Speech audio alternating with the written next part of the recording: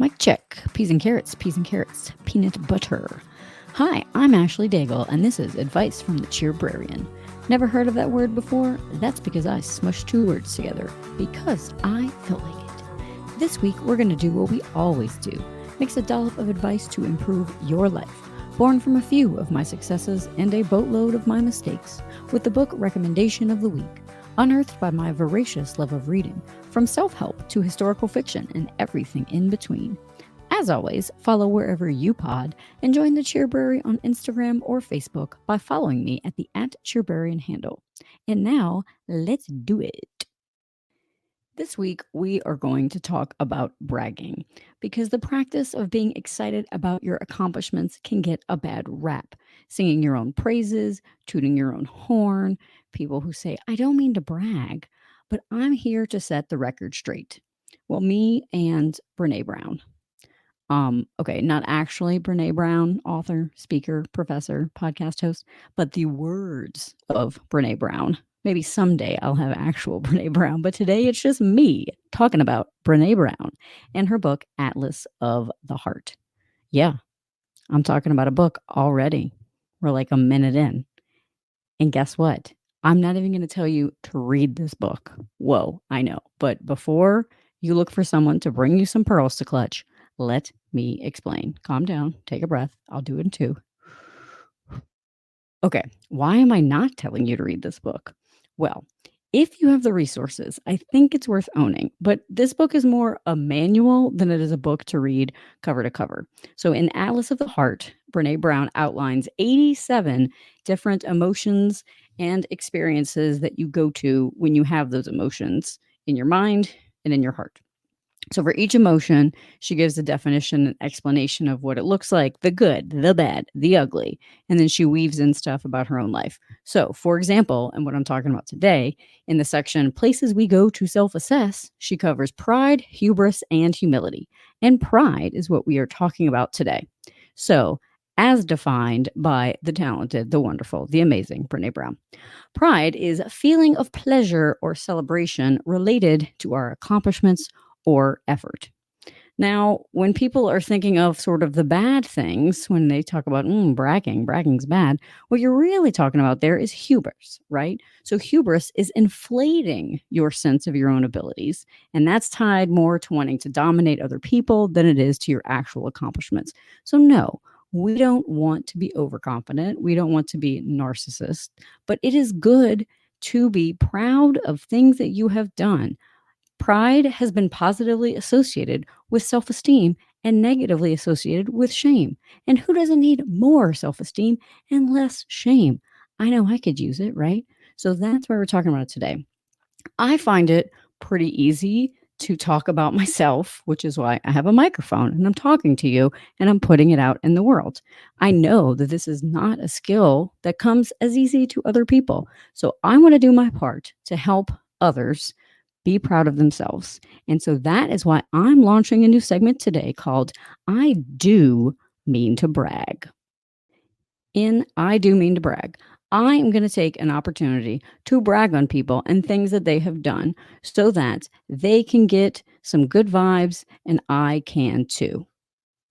That's right. I'm in it for myself a little bit because being proud can be a group effort, right? It feels good to be proud of your own accomplishments, but it feels great to celebrate other people. And that gives you that same little boost of positivity. So we're going to do that right now. So this week, I am bragging on people I have spotted in the wild that I want to give props to. I'm going to give a woo and a who to two people who are trying new things. Womp, womp, womp, womp. That was my mouth air horn. I think it was very convincing. Did you think it was a real air horn? You can tell me.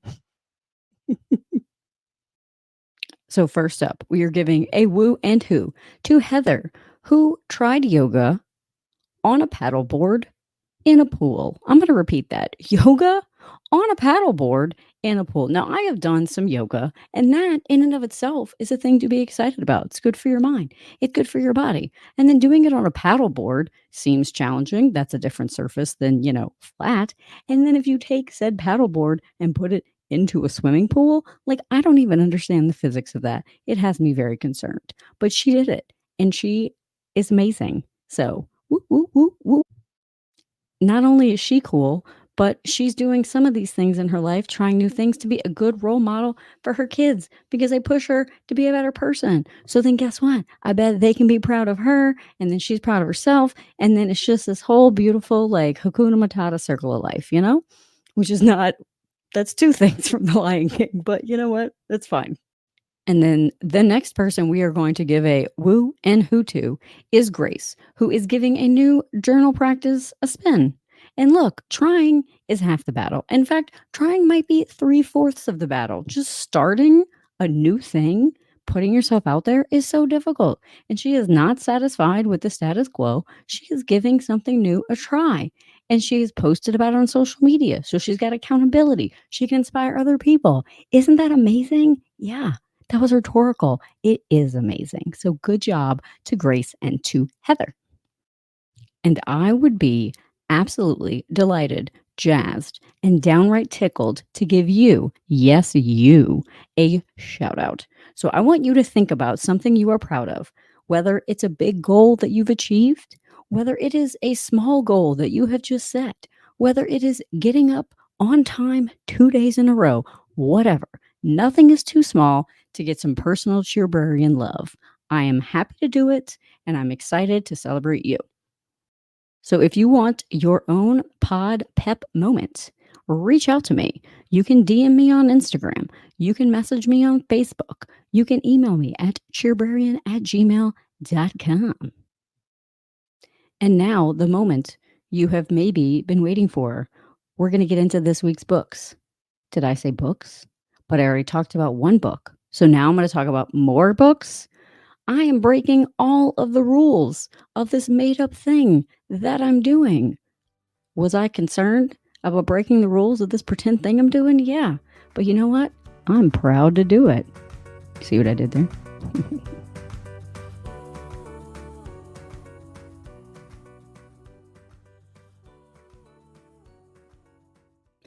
This week in Unrequired Reading, we are going to celebrate some fictional characters that are absolute beasts, champions, a number one gold star plus plus at being proud of themselves. And as I said, we're actually going to talk about two books. And there's a really good reason for that. But I'm not going to tell you now because I want to build suspense because that is good storytelling. So the first book we are going to talk about is The Princess Bride, which is a movie, which is based on a book, which is actually based on another book that doesn't exist. Yep. I know. It sounds very confusing. Allow me to explain. So the full title of the book is The Princess Bride, S. Morgenstern's classic tale of true love and high adventure. So in the book, a fictionalized version of the real author William Goldman talks about how when he was sick, his father read him this book and it really helped him out. And so when it's his son's 10th birthday, he wants to give his son a copy of the book. He tracks it down. It's very hard to find. He can only find it in Florin. It's not in English. He gets it. He gives it to the son. The son doesn't really get into it. He's disappointed. He looks at it and he realizes this is not the book I remember at all. When my father read it to me, he was pulling out the good stories. He didn't read the whole thing. So he decides he's going to write the abridged version. So he writes The Princess Bride, S. Morgenstern's classic tale. So he's retelling the story from his youth. But y'all, that is all made up. It's all pretend. The facts are that William Goldman was a real person and he wrote this book. But all the stuff about his dad reading it to him when he was sick and him trying to buy it for his son, not true. He also talks about how he travels to the Morgenstern Museum in Florin with his grandson. That's also not true. And I know I'm harping on this a little bit, but it is just so fantastic to me, like the actual definition of fantastic. And so, first of all, William Goldman, though you are no longer with us, I would like to say I am very proud of you for dreaming all of this up, which then led to the movie because that thing is beautiful. And I'm going to be honest, I'm going to get into talking about the characters. As I said, that's going to be our inspiration, but I have not read this book. I'm in the middle of reading it. I have a copy It's from the library, but I haven't read it. And it pains me to say that, but you know what? I'm always going to be honest with you. So here we are. Okay. So, which characters can we learn from? Why am I talking about this? So, first one we're going to talk about is Inigo Montoya. You may remember him saying frequently, "You killed my father. Prepare to die. My name is Inigo Montoya." It's his whole thing. So, what do we learn from Inigo? Well, he is very confident in his swordsmanship, number one. He is very focused on a goal, and he is not deterred by other people that think he can't do it. He stays focused, laser focused on what he's going to do. The next character we will examine is Vizzini. Now, and this is a significant spoiler if you're not familiar, does he get poisoned and die? Yes. But up until that point, he displays nothing if not extreme pride in what he is doing. So really, Vizzini is a good example of hubris because he overinflates his abilities. So that was a trick. Don't look to Vizzini for inspiration. He's the no-no example. Okay, don't be Vizzini. Then we get into Fezzik, played by the delightful Andre the Giant. He's got a very memorable line where he tells Wesley, "You just wiggled your finger. That's wonderful." Like, what a beautiful moment of celebrating his friend's very small accomplishment and wiggling a finger. That's beautiful. Let's try to be more like Fezzik, you know? And the second to last character we will discuss is Count Rugen, aka the Six-Fingered Man. Is he a bad guy? Yes, but he's also very good at his job. He has made the process of torture extremely efficient, and I'm sure at his work, if there's like a bulletin board, he probably will get Employee of the Month for torture. So he's an example of being dedicated to the craft. We'll just leave it at that. Last but certainly not least, we will talk about Wesley, aka the Dread Pirate Roberts, who smarms and charms his way through the story, just proud of his pirating, exuding confidence every step of the way. And I have a great affinity for the movie Princess Bride. I'm sure I will like the book. I'm enjoying it so far, but there is something significant missing from this equation to inspire me, and that is women. Yes, we have Princess Buttercup, and she's great, but she mostly bosses around a farm boy. She shouts when her man is getting attacked by a giant rat, and then she pretty much just sits around waiting for Wesley to save her. She's not like doing a whole lot. So it's not like a great like female empowerment moment. So that is the reason that I wanted to talk about two books. The second book that is also a movie, what is called Practical Magic by Alice Hoffman. I have read this book no less than 4 times. I think the first time I saw the movie, I was in high school, so I know it pretty well. And I will tell you about it in case you have not seen it a bajillion times as well. So the A plot of the movie is about 2 sisters, Jillian and Sally, and they are played in the movie by Nicole Kidman and Sandra Bullock. And like we just have to put a little pin in this conversation and talk about how did Nicole Kidman and Sandra Bullock get cast as sisters? Because they are beautiful, talented, smart women, but they could not look less alike. And the sisters are supposed to be like bit of oil and water, a wild side, and like a by the rules, but like y'all. But you know what I'm going to say? Kudos. Be proud, casting director who made that call, because the movie was a success and I'm talking about it today. So good job. Give yourself a little pat on the back.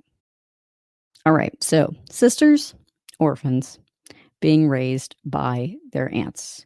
The B plot is about the aunts who are raising the orphan sisters. We're talking about Jet and Frances. Yeah, Jet and Frances. Like the best aunt names maybe ever. If I had to sum up the ants in Practical Magic with one word, it would be unbothered. Okay. They are very proud of their own accomplishments. They are the town witches. They are the town outcasts. They do not care that people in the town are suspicious of them. They are the epitome of like a you do you mentality because people in the town don't make eye contact. They cross the street when they're coming, but they sure come knocking on the door to get their potions to try to get their man back. And Francis and Jet are like, that's fine. Also, they are proud of their nieces and they are good cheerleaders of them. And you know, I love me some cheerleading. They support them no matter what, even when they make mistakes, even when they, maybe accidentally come home with like the ghost of like their dead boyfriend or whatever, they help them sort it out. But most importantly, what the ants have given us is they introduce us to the concept of midnight margaritas, which is when you make margaritas at midnight and you sing and dance in the kitchen to Lime and the Coconut, which just sounds like a great opportunity for any day of the week, really. So, Jet and Francis, if I could harness 1/5 of their "I do not care, I'm doing what I want to do" attitude, "I'm not harming anybody, but I'm here to live my life," like, if I could have a fifth of that, like, what a great world it would be. And if you like the sound of these ants, Hoffman has now expanded the universe. So she's written a book that takes you to the origin of the ants. She's written a different book that goes all the way back up the line to the family tree to learn about their whole family. And she even has a book that's a sequel to Practical Magic where you kind of see how everybody ends up. So, that's a whole universe for you to explore literarily. Literarily. That's fun. Literarily. Sorry, I'm really enjoying this. One more time and then I'm done. Literarily. So, Art took us on a bit of an adventure between The Princess Bride and Practical Magic. But what I want you to take away, if you struggle to be proud of your own accomplishments and maybe tend to focus on the negative, as happens to all of us from time to time, when you are feeling down, I encourage you to find inspiration, maybe in one of these fictional characters who is just pleased as punch to be in their own lane doing their best. And if none of these fictional characters resonate with you, that's okay. There is an entire universe of books to inspire and delight. So, we have come to the end of our time together. I love a little recap because life is busy, and I want you to have at least one little nugget of wisdom to take with you. So, what the heck did I talk about today? Well, the unsolicited advice of this episode was to brag it up. Being proud of accomplishments can increase self-esteem and lower shame, so find ways to celebrate the things you do, big and small. In unrequired reading, I recommended both The Princess Bride, S. Morgenstern's tale of true love and high adventure, and Practical Magic, because each are full of characters that exhibit pride and confidence in their own accomplishments, and you can harness their bravado anytime you like. If you liked what you heard, please, pretty please, tell 2 other human beings you know about it. And if you're wondering, gosh, I wish there was a convenient place to see resource links to all these great books you're talking about, well, look no further than the show notes. And I am also posting those things on my Facebook and Instagram pages. Now go on, get out of here. Do a brag. Drink more water. Okay, bye.